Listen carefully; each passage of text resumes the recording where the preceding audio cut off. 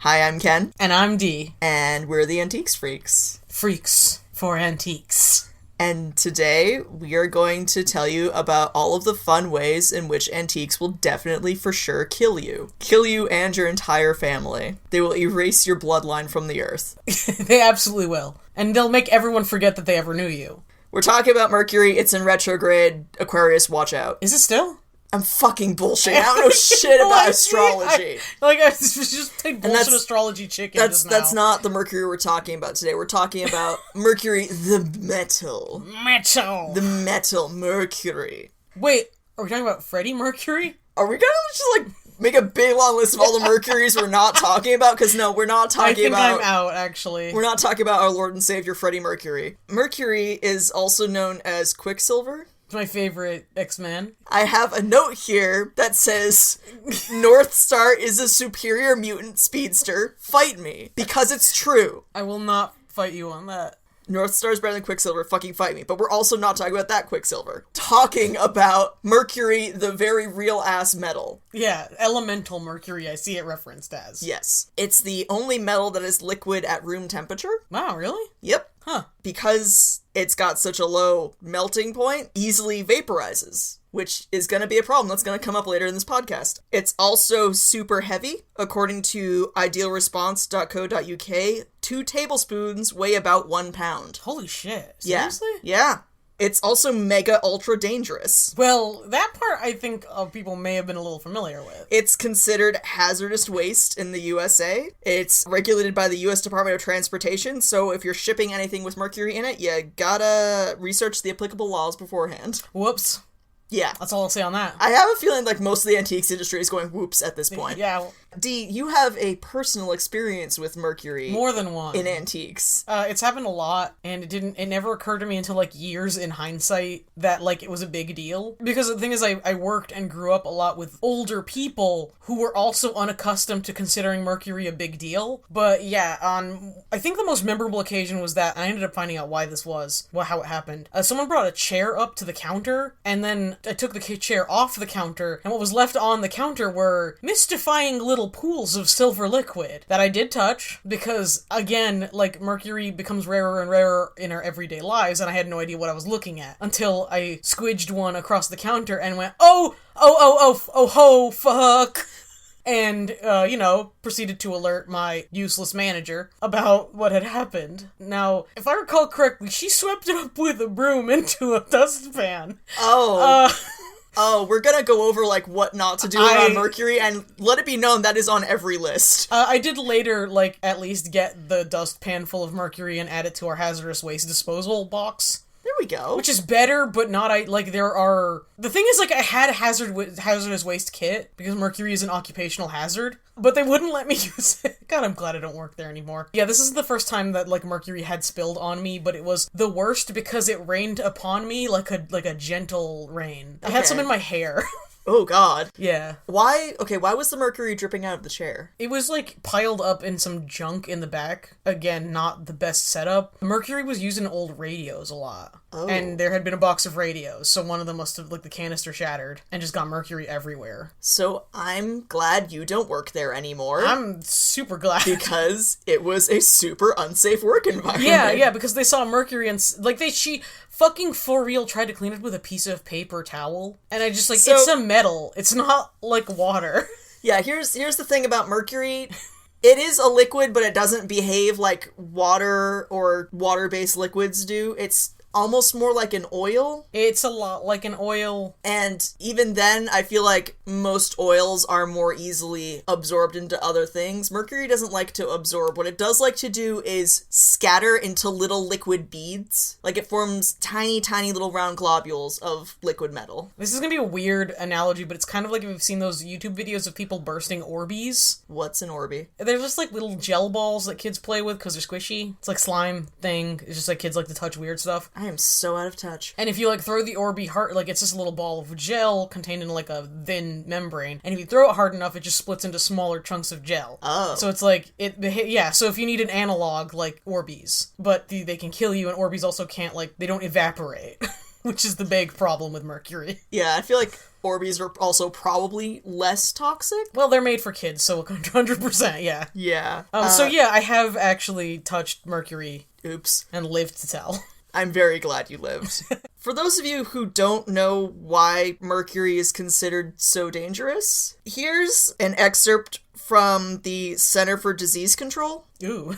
Short-term exposure to high levels of mercury vapor can cause lung damage, nausea, vomiting, diarrhea, increases in blood pressure or heart rate, skin rashes, and eye irritation. Exposure to high levels of mercury vapor can permanently damage the brain, kidneys, and developing fetuses. Mercury exposure is of particular concern for fetuses, infants, and children who have developing nervous systems, and for persons with medical conditions that might be worsened by exposure to mercury, such as conditions of the nervous system, kidneys, or heart and vascular systems. That sounds terrible. And that's not even getting into mercury poisoning. Oh yeah, that's a different thing entirely. Those of you might have heard of a thing called erethism, also known as Mad Hatter disease. Ooh. This is because mercury was used in making hats, which we'll get into later because it factors into how mercury gets into antiques in a big way.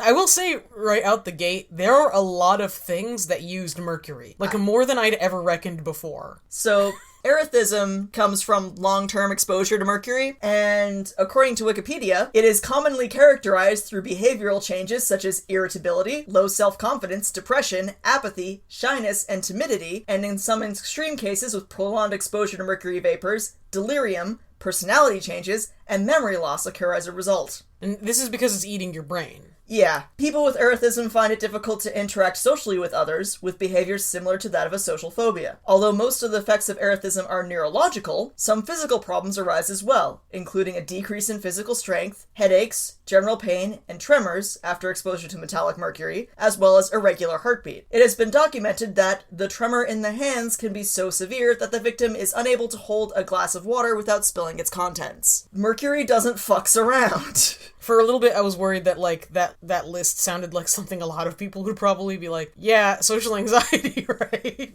But, you know, then you followed it up with all that stuff about the tremors. So Yeah. wait, I thought the whole, like, Mad Hatter link to Mercury was bunk. We'll get into that. Okay, alright, cool. So as long as you have something to say on it, I'm happy. According to idealresponse.co.uk, just a few drops of mercury can raise indoor air concentrations to levels that may be harmful to health. Wow. Because, again, it's already liquid, and it vaporizes wicked quick. This is, like, in hindsight, scaring the shit out of me. I love you and I support you, and because of that, I'm going to warn you, it only gets scarier from here. Well, on the plus, when, in all of my interactions with liquid mercury, it was very cold, so hopefully that kept it from evaporating. Yeah. Because my old job also wasn't heated, so... Silver linings, mercury linings. Now you're probably wondering, if mercury happens, what are we supposed to do about it? Just let it kill us? Tempting, but no. You know, you use your toxic cleanup kit. Oh, I'm assuming you don't have one of those. Me? Because I don't. Me personally? We do. Oh, work. good. Yeah, we have a hazardous materials cleanup kit. That's very good. For mercury almost explicitly. Because it's in so many fucking antiques. Oh god. Right out the gate. If you are fearful of mercury, it might be a little expensive, but get the toxic cleanup kit. They're great. If you don't have one of those, step 1 is call for help. In the United States, you can call poison control. This is what... On a phone, don't just yell. Yeah, no, don't just yell, hey, mercury, what up? No. Call poison control, that's what they're there for. You don't tie up 911 lines that way, but you do get the help you need. Yeah, that's good. If the spill is bigger than 2 tablespoons, it is mandatory reporting for the Environmental Protection Agency's National Response Center. Hey, whoops! If the spill is bigger than 3 grams, which is about like a pea-sized amount of mercury, you should call professionals to clean it up. Hey, whoops! Yeah.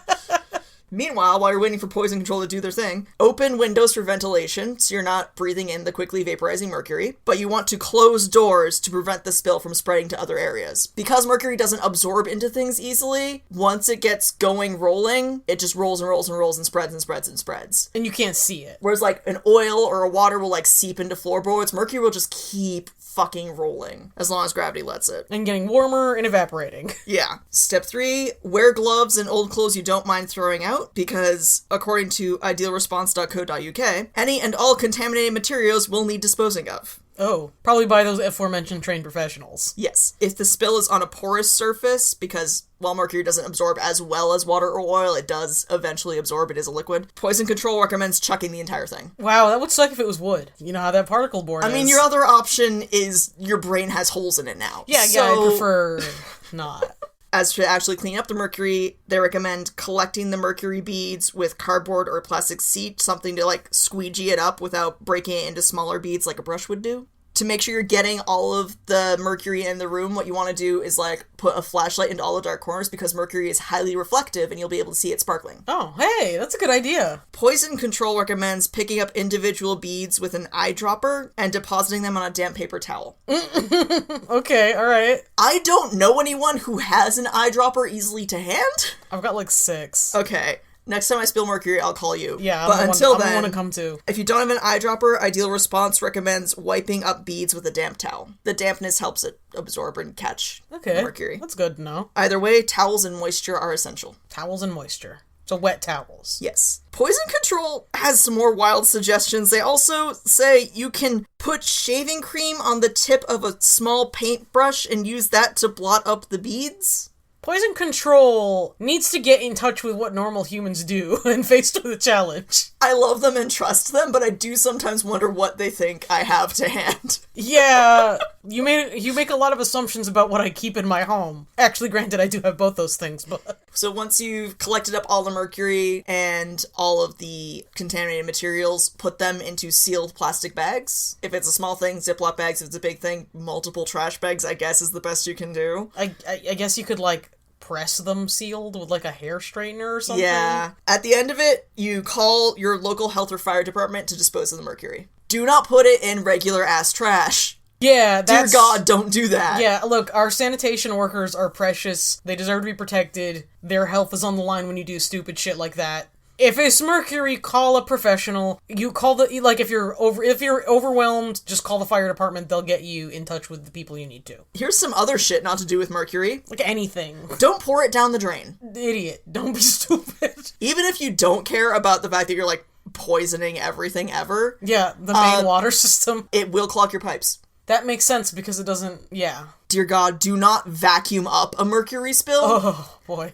You're not supposed to vacuum up liquids in general, unless you have, like, a shop vac, and I hope, dear God, you know that, but, even if you do a shop vac, don't vacuum it, because that just vaporizes it. And when it's vapor, it's in your lungs, and it's destroying your lungs, and it's getting into your bloodstream, and destroying your bloodstream, and it's getting into your brain cells, and destroying your brain cells. Yeah, vacuums run pretty hot. It's not recommended. Do not vacuum it. Also, don't use a broom or brush on the mercury. Like earlier when I said that's exactly what we did. Yeah, because, again... As we mentioned earlier, this just makes it break into smaller and smaller beads of mercury. It makes it harder to find and clean up all of it, and you do want to clean up all of it because you don't want any of it vaporizing. Don't walk through spilled mercury because you're just going to spread it around. Okay. Don't walk through an area where you know mercury has been spilled, because, like, even if you can't see the beads, they might be, like, a little small. Like, you don't want to smear that. And also, don't touch mercury with your bare hands. No, that's a sticking point. If you say that to someone, I would say older than 40, they will immediately pull that thing on you where they're like, hey, when I was a kid...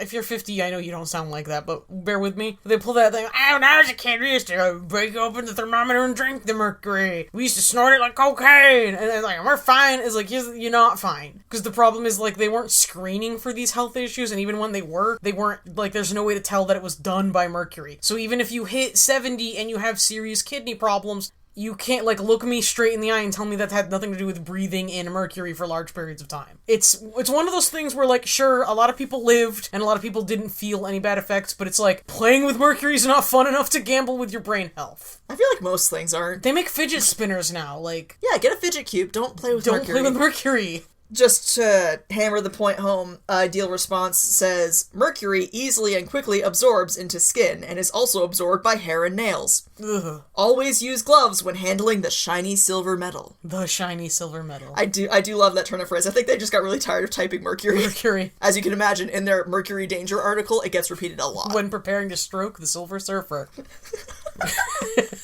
Oh god, he's just like all mercury, isn't he? Yeah. Oh dear. That's why they didn't want him on Earth.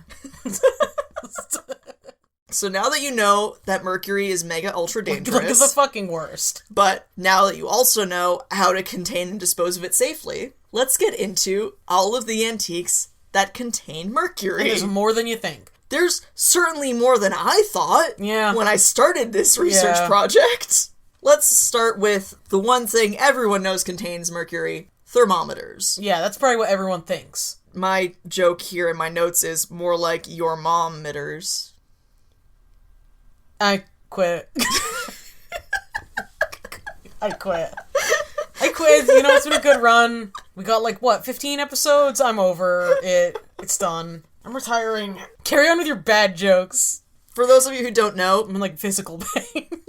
Thermometers used to contain mercury because mercury is a metal that's liquid at room temperature, which means when it heats up, it expands rapidly. So it's very useful if you know how big mercury gets at a certain temperature, you just put that in a glass tube and mark off the temperatures. Notably a vacuum sealed tube, which is why it doesn't evaporate.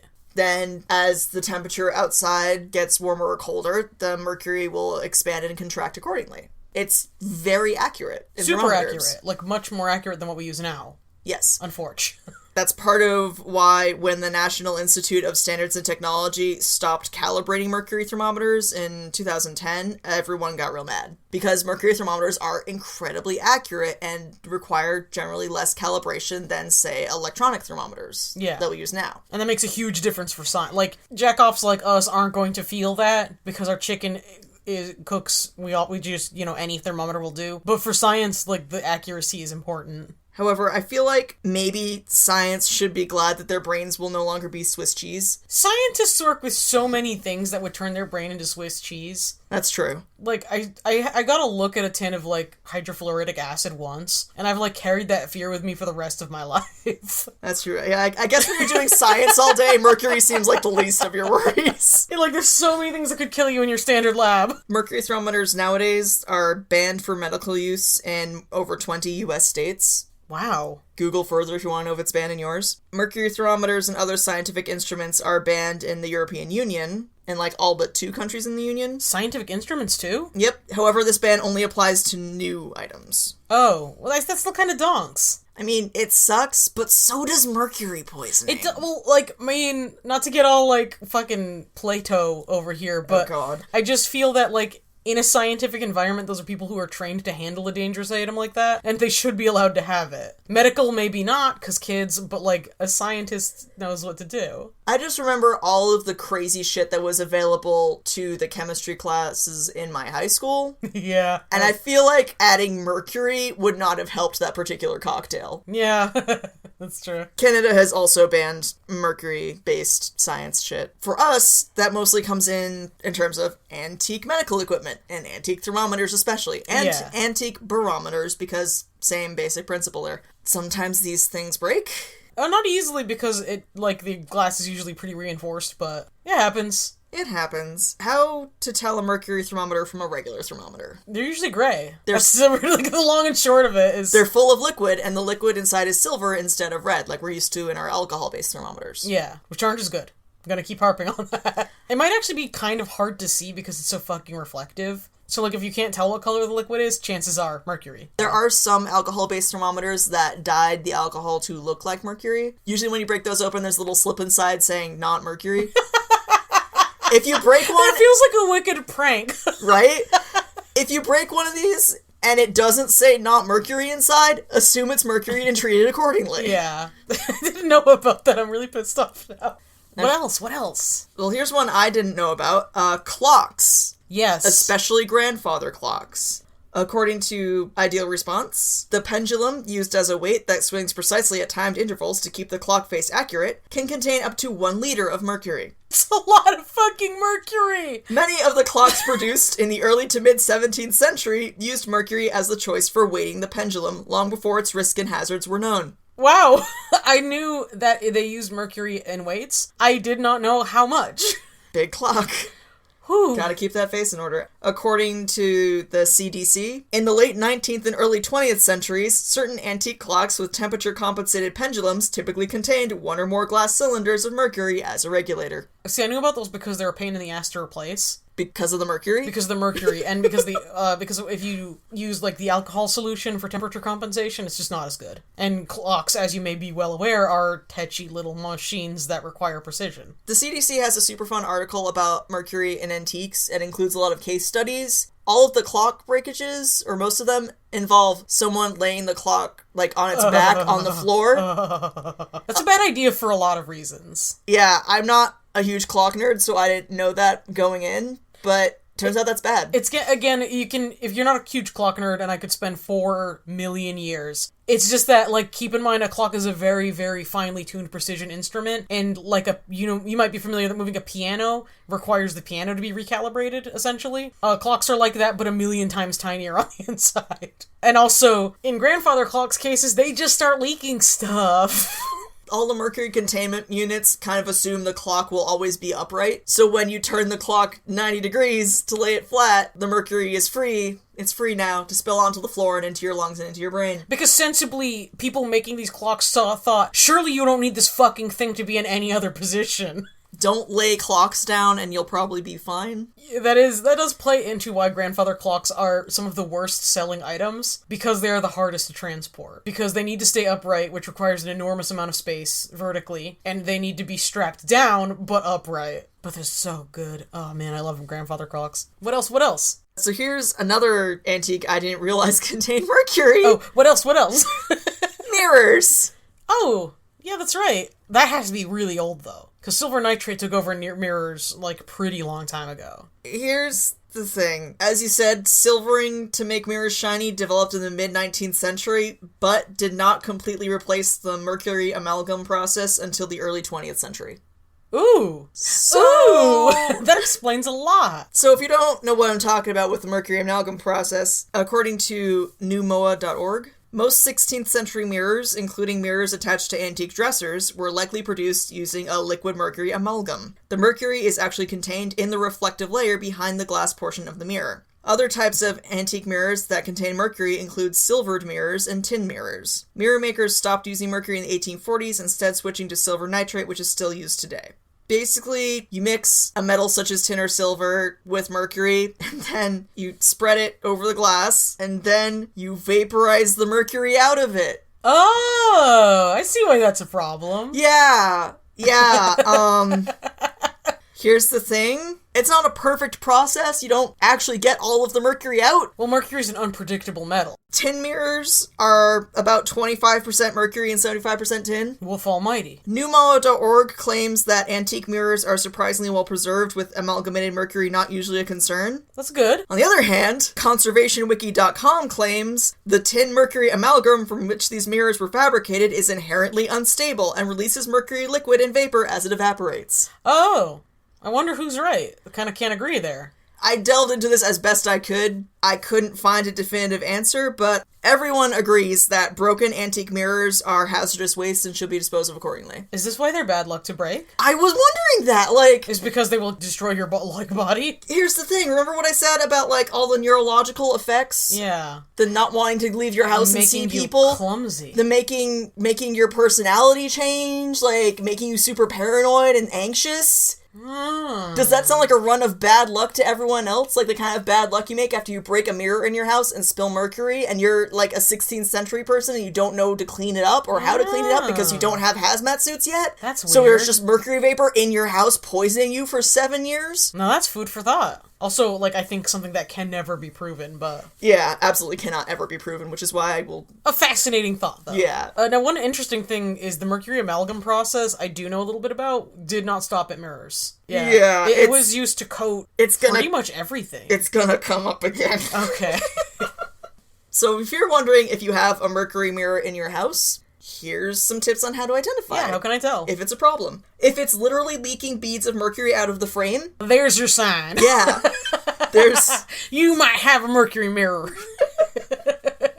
If you can see beads of mercury moving around under the glass... That's another clear one. There are some who claim that mercury mirrors reflect bluish light, while silver-based mirrors reflect yellowish light. That seems subjective. It's iffy. You can try and test that by holding up a piece of white paper to the reflection and seeing what color the paper tints. I guess it's worth trying. Give it a shot. I'm gonna do this with all the mirrors in the shop now. ConservationWiki.com suggests look for surfaces that exhibit small points of light, which create a glittering rather than reflective surface. Ooh. The lower section of the mirror may be more heavily deteriorated with numerous small holes. These holes may only be visible when the object is backlit and are rarely visible during normal use. Okay, so that's an important one for me about determining that kind of like where with silver nitrate you get black patches, but they're very shallow looking and they're surface visible. Corrosion begins as small dark patches that create a dark and cloudy appearance. Never mind. More severe corrosion manifests as gray layers or as gray, yellow-brown, and or white concentric bands resulting from oxidization of the tin. I have identified now three mirrors in the shop that I can say with some confidence are probably Mercury. Oops. Oopsies. Yeah, like I said, all antiques are trying to kill you. They're all trying to kill you, you're gonna die. I will say, in my years, have never had a problem with a mirror leaking. I think that's more unusual because of the sealing process. So I wouldn't worry too much about this one, but like, again, if you have kids, this is worth testing. Also, it's a big problem if you're resurfacing the mirror. Yeah. If it's not just hanging quietly on your wall, you might want to make sure. You might want to check your mirror. Pretty much everyone I looked into online said if you have a mirror that is attached to an antique dresser or whatever, don't try removing it because in removing it you might break it, and if you break it, that you're releasing mercury. God, that's a lot of mercury too. So don't do that. Don't break mirrors. Be careful. Another one, which again I didn't think would contain mercury, lamps. Oh boy. So remember when we talked about mercury being super heavy and how it's used to weight pendulums and clocks and shit? Yeah. According to the CDC, some antique floor and desk lamp manufacturers used elemental mercury in the lamp base as a weight to provide better stability. Holy shit. It's very heavy, and yeah. Wow. The CDC doesn't bother to say which manufacturers. It seems like they have an idea, but they're just not willing to share. I couldn't find They're not willing to share with the class. I couldn't find which manufacturers. If you do know which manufacturers, hit us up. I'm gonna look. I'm really curious. Yeah. This doesn't apply to mercury glass lamps. No, actually, yeah. Mercury glass contains no mercury, never did. According to Wikipedia, although mercury was originally used to provide the reflective coating for mirrors, elemental mercury was never used to create tableware. Yeah, they almost always use silver nitrate, which is safe. It's just a layer of silver between two layers of glass, hence why it's also called silvered glass. Yeah. Mercury glass, actually safe. Perfectly safe. Everything else, however, definitely mercury. Very, very deadly. Now, I didn't know about the lamp-based thing. I would throw out a tip about if the whole lamp is made out of a fairly lightweight metal and it's still super heavy, that would be cause for concern. Yeah, that'd be a tip. Like, if it's not brass or bronze, and it's super, super heavy, like if it were brass or bronze, like, get suspicious. Here's the one thing I did know would contain mercury going in. Yeah. Well, because it's like pop culture now. Hats! I think everyone's heard the phrase, or at least like the urban legend. Yeah, the Mad as a Hatter, like the Mad Hatter from Alice in Wonderland, is supposedly because mercury was involved in the hat making process and it drove hatters insane. I found a lot of conflicting reports on whether or not it did or did not do that. However, the Victoria and Albert Museum is pretty much on the side of definitely did, because they put all of their mercury-containing hats in hazardous waste bags. Oh. That's how they store their collection of mercury hats. That seems a shame for a museum, okay. I mean, the other option is giving everyone mercury poisoning. That's a good point.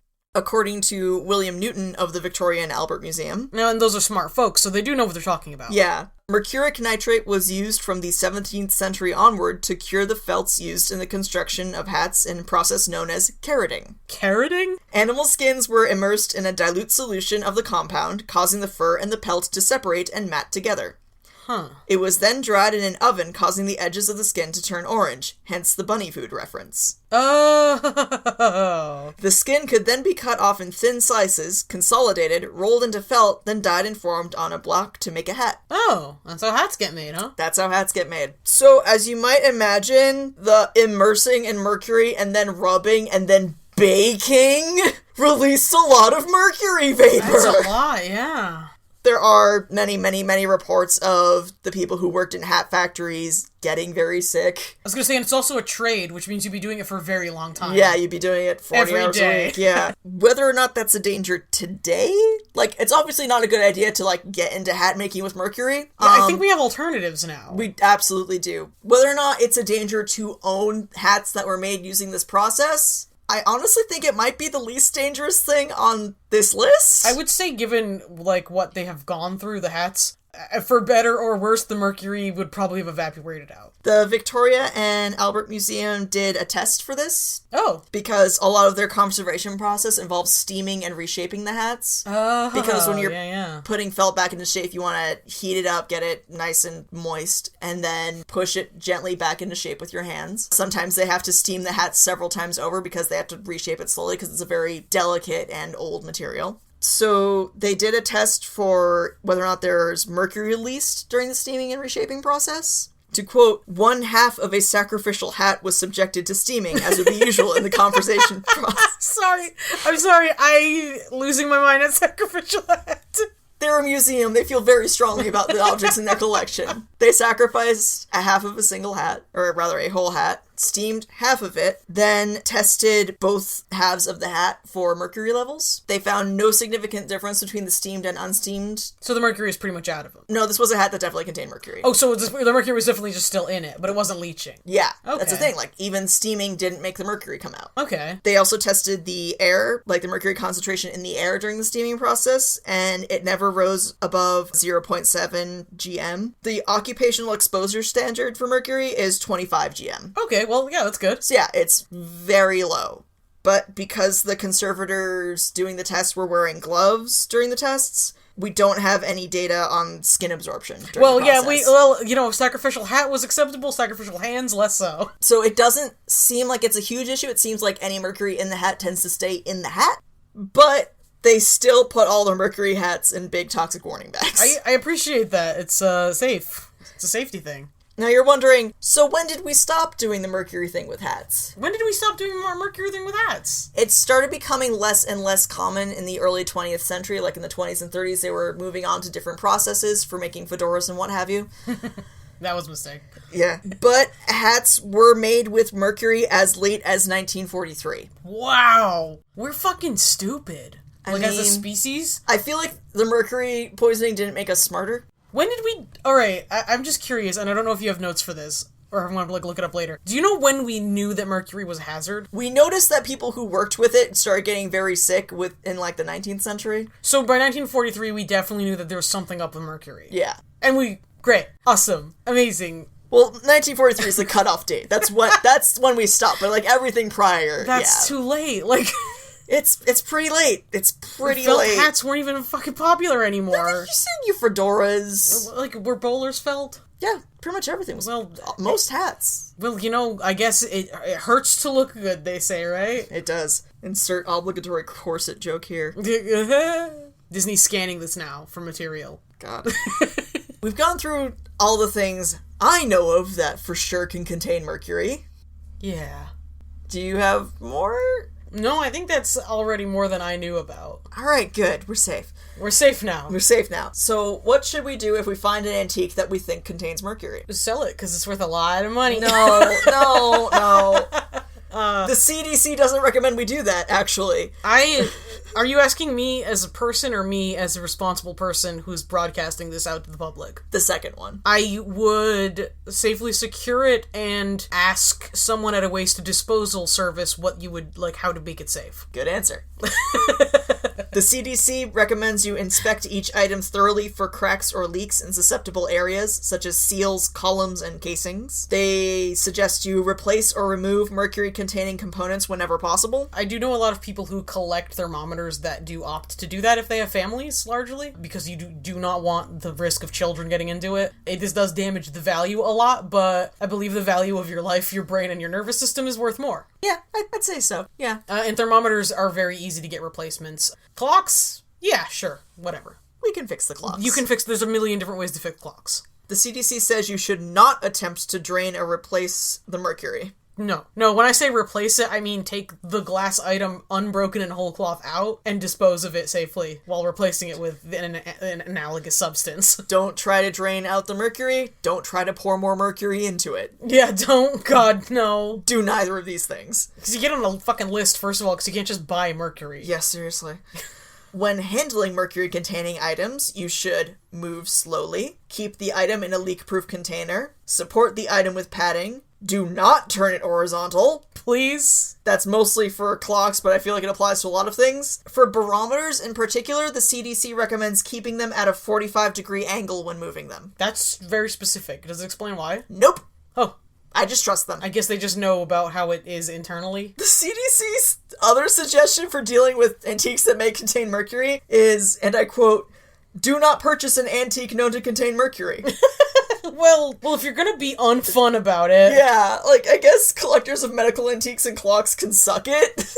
Hey, I just want to correct something real quick. I just said I don't think you can buy mercury, and then I was immediately hit with a cold wash of, you're wrong about this, and I was wrong about this. I could buy a pound of it right now. D has looked up purchasing mercury on their phone. Yeah, so I could get a half pound of pure mercury for $145 because it's still used in gold amalgamation. Oh, yeah, that was another thing that came up. So, there are lots of, like, people doing how-to articles about how to strip gold from things with gold on them. Ooh, I just gotta chill. Yeah. So many reasons not to do that.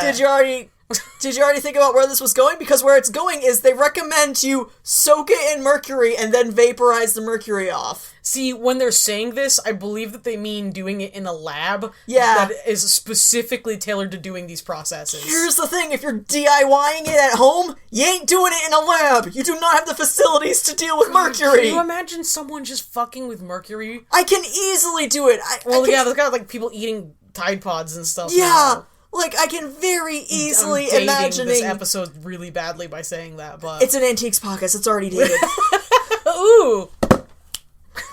Yeah, no, I can just imagine all the sell your gold yahoos just, like, breaking open a thermometer and just soaking their jewelry. I didn't even think of removing the gold through that process. Don't do it, please don't do it, please. Your poor Swiss cheese brain will thank you. So, man, yeah, gold's not worth that much. Again, what's the value of your brain? What's the value of your spinal column? What's the value of all of your nerves? What's the value of your kidneys? Like, do a crunch or a squat right now, and then tell me, what is it worth to you to have your body able to do that? Yeah, apologies to people who can't, for whatever reason. Yeah, but, like, I feel like you would get just as much or more money selling one of your actual healthy kidneys. Yeah, absolutely. And it would be less overall damaging to your body. Yeah, absolutely. Than fucking with mercury. Like, again, I don't know how many, like, lines you've been fed from old people about things that are considered dangerous now that they took for granted as dangerous. Oh, I've got some choice quotes on that. Oh boy. It's infuriating. It's infuriating because, like, it's just a constant wave of older people telling me not to know better and not to be safe. Yeah, tell me what these old farts say. A Slate.com article titled "The Sort of Sad Death of the Mercury Thermometer," or as D titled it when you emailed the article to me, the Slate Mercury article that gets a little weirdly sexual there at the end. Because it does, you're not wrong. Yeah, now I remember. Because this article on Slate.com starts with, "People have told me tales about pharmacists waxing floors with mercury, mothers rubbing it into babies' skin to kill germs, and 10-year-olds coating dimes in it to make them shine, then blithely carrying them around in their pockets." Yeah, just because y'all did this when you were babies, it doesn't mean it didn't hurt you. Well, the, like, sick part is that what it did to babies is what we know the best. Nothing good. It didn't do good things to the babies. Like, it damages your adult neurological fully developed system. Imagine what it does to a baby's, which is a scaffolding of biological possibility. And you're just knocking that scaffolding out from under them. Not good, not good. Please keep mercury away from your babies. Yeah. And then the same article ends with... Sorry, this article is... It starts weird. It's very weird. I hate that article, just between us. It's bizarre. And then... Basically, they're upset that the National Institute of Standards and Technology won't calibrate incredibly dangerous equipment anymore. It ends with, "For those of us who ever felt the cold prick of a mercury bulb beneath our tongues when we had a fever, and the shiver of illicit pleasure when a mercury thermometer slipped and fell and split open along a quicksilver vein." It gets a little weirdly sexual there at the end. Now, that's truly 50 Shades of Grey. I'm leaving. You can't quit the podcast because I already did. You can't fire me, I quit. Yeah, so I'm glad that I wasn't just projecting there about how, like, weirdly sexual that was. Yeah, no, it was very weird. You're absolutely correct. Pleasure. Like, ugh. So is there anything more you'd like to know or say about Mercury, D? I harp on this a lot, but safety is more important than your grandpa waxing, what's the word I'm looking for? Pharmacy floors? Yeah, it's a good one. I know everyone's waxing poetical. Yeah, waxing poetical, thank you. Everyone's got all these fond memories. Mercury was basically a toy. That didn't mean it was safe by any stretch of the imagination. The CDC is not lying to you. They know what they're talking about, and they just want you to be safe. Again, I am going to really lean on the fact that, unfortunately, what we know about Mercury was introduced through the damage to infants. And I think that's important to knowing that this is serious. And, it sucks because all of those are things that I wouldn't want to trash either, just because they're full of poison. But the problem is that I had to follow the sentence up with they're full of poison. And not the kind of poison you can avoid by not eating, which is my favorite kind of poison because it's simple. I also just want to remind everyone, Mercury glass contains no mercury and never did. Right. It's super safe. If you're just, super into the look of Mercury, I heavily encourage you to get into Mercury glass, because it looks a lot like it's filled with mercury, and it's a very pretty, very cool effect. One way to tell real mercury glass from the very common fakes, because there's a whole thing about making faux mercury glass, is just to really shine a light on it and make sure it's double-walled. It should be double-walled and have a whole chamber that is filled with silver nitrate. I don't know, I think safety is important. I think it's more important than vanity pieces. I agree. Be safe. Sources for this episode, and boy howdy, there are a lot of them, because this is a sciencey one. I was snowed in for a day and just decided to research instead of doing anything. Sources include the podcast Sawbones, which is Dr. Sydney McElroy and her husband Justin talking about medical history. They have a whole episode about Mercury, and dip into that one after this. Yeah, Mercury and its application in medical history, which did go into some of the terrible, horrible, god-awful effects of mercury poisoning. Yeah. Idealresponse.co.uk had an article called "Are Your Antiques a Hiding Spot for Mercury?" Spoiler alert, the answer was yes. It's a little alarmist. Again, one thing I do want to kind of point out is that this is going to be a problem with older antiques almost exclusively, and those are hard to find and kind of expensive, so there's a good chance that if you picked up a mirror at a yard sale, it's not going to kill you, but double check. The Center for Disease Control at cdc.gov has an article called "Elemental Mercury Releases Attributed to Antiques." It's a list of case studies in the state of New York about mercury spills they had to clean up that were in some way related to antiques. It's a lot of interesting to see the variety of items and also the variety and ways that the mercury was released and what was done to contain it. Yeah, and it's surprisingly easy to read. It's a very good read. When people hit up the CDC, I think they're afraid it's going to get really academic. It's just written like an article. It's specifically written so the layperson can understand it, because they want you to understand it, because they want you to be safe. Yeah. That's the entire reason they exist. Slate.com had the aforementioned article that got weirdly sexual at the end. Yeah, please set that one up, because it's worth just sort of experiencing. The Victoria and Albert Museum at vam.ac.uk had a lot of interesting articles about mercury in the hat making industry. Great. Poison control is at poison.org. That's such a good URL. It's a very good URL. I'm so glad they were able to claim it. They have a lot of helpful tips if you're in the United States of how to deal with mercury. If you're in the United States, poison control is magnificent. Yeah. The other sources, which I cited during the mirror section, were newmoa.org, which is newmoa.org. Like the bird? Sure. You don't know what I'm talking about. Anyway. There's also conservationwiki.com, which is conservation-wiki.com. That's a cool place. Yeah. It's a wiki devoted to conservation. A lot of helpful tips. Yeah. I'm actually looking to restore an oil painting soon. Ooh. And I have returned to them for how to get started. I have just one more note, and it says, "Now is the time to solicit praise for not making any Sailor Moon references for a whole podcast episode." Holy shit, wow. I didn't even think of that, how you didn't do that. After a whole episode where all you did was make Sailor Moon references. Even though Sailor Mercury exists and is really cool, I did not mention her even once. I'm so disappointed in myself that when I was just running you through other Mercuries, I didn't bring up Sailor Mercury. Probably because I do subs and not dubs.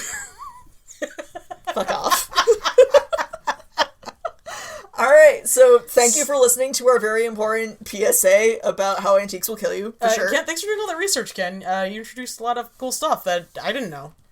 feel safer for it. If you would like to talk more about Mercury antiques or just antiques in general, if you want to share all the horrible things the older people in your life did with Mercury before they learned about it, share with us your Mercury spill stories and how you dealt with it at antiques_freaks on Twitter, or we're available at antiquesfreaks on Tumblr. You can also email us directly at antiquesfreakspodcast@gmail.com. And please do. Please do. And thank you for listening. Thank you. And stay safe. Please stay safe. Bye. Bye.